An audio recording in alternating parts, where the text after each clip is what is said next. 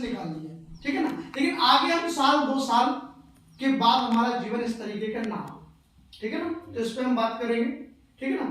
तीसरी चीज, hippo corporation करना क्यों आवश्यक है, क्योंकि देखो हर समय के बाद कुछ ना कुछ चीजें बदलती हैं और अगर हम वो बदलाव में नहीं चलेंगे तो हम क्या हो जाएंगे, पुराने, है ना। अब जैसे मैं कपड़ों की बात ही कर रहा हूँ, अब आप लोगों के जमाने में आपने भी बचपन में दादा परदादाओं के जमाने के कपड़े पहने होंगे, है ना, धोती साड़ी कुर्ता, है ना, ये वो पहनते हैं। तो अब वो बदलाव आया, पैंट शर्ट में है, अगर हम आज भी नहीं पहनते तो हमें आज नए लोग जो बोलते तो बोलते अरे यार आप तो पुराने ही हो। या मोबाइल देख लो, हमने कीपैड मोबाइल चलाए हैं तो आज नए मोबाइल है, बदलाव है ना। हम जो नई नई चीज सीखते जाते हैं, बदलाव करते जाते हैं धीरे धीरे, तो हमें अपने आप में ये नहीं लगता है कि हम समाज से पीछे हैं, है ना। हमें ये लगता है कि हम समाज के साथ दौड़ रहे हैं, सीख रहे हैं, ठीक है ना। दूसरी चीज कि सबसे पहले तो हम गरीबी के बारे में बात करते हैं कि हम गरीब क्यों हैं। आइए भाई साहब,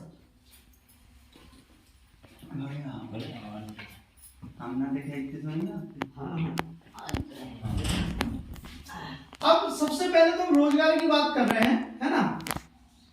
रोजगार क्या है सर, एक परिवार में पूरे सदस्यों की संख्या 8 लोग हैं, 4 लोग हैं, है ना, जहां तक 90% सदस्य है ना। अगर मोबाइल हो तो वो थोड़ा सा साइलेंट कर ले, क्योंकि अपन आधा के घंटे बात करेंगे। और मैं ऐसा नहीं, मैं समझाने आया हूँ, मैंने तो जो पढ़ा है लिखा है, क्योंकि आज की डेट में भाई डिग्रियों का, मान्यताओं का, कंपनियों का जो है वो बोलता है ना, उम्र और ये चीजें मायने नहीं रखती है। अगर हमारे यहाँ 60 साल के हमारे दादाजी है तो वो हमारे बड़े बुजुर्ग है, पूजनीय है, लेकिन ज्ञान तो नहीं हो सकता उन्हें उतना चीजों का, वो कंप्यूटर जानते हो या साइंटिस्ट हो, है ना। तो हमारे सम्मान है, लेकिन नॉलेज की बात है आज की डेट में कि जो जितना पढ़ा लिखा समझदार है, जो पढ़े हुए हैं, जिन्होंने रिसर्च की है, जो बने हुए हैं, तो उस चीज का आज हम लोग इज्जत करते कि हाँ इनमें इतनी नॉलेज है ना। आज हमारे पुष्पराज जी पढ़ाई कर रहे हैं डॉक्टरी की या साइंटिस्ट की, है ना, तो अगर ये बन जाएंगे तो इनकी इज्जत होगी, इनकी पदवी की इज्जत होगी। या हमारे बच्चे कुछ बन जाएंगे तो इनकी क्या होगी, पदवी की इज्जत होगी।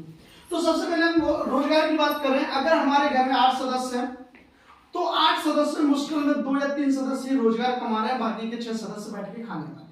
और कहीं नहीं तो ऐसा है 90% परिवारों में कि एक ही सदस्य कमाता है, बाकी के 4 सदस्य खाते हैं। मैं सही बोल रहा हूँ, गलत बोल रहा हूँ, है ना। यानी कमाने वाला एक है और खाने वाले 4, ठीक है ना। एक कंडीशन ये। दूसरी बात क्या है कि उस कमाई के जरिए में आने का रास्ता एक है और खर्च करने के रास्ते 10 हैं, ठीक है ना। इसके अलावा भी जब हम खर्च करने के रास्ते 10 हैं और वो सारी चीजें हैं, तो उसमें भी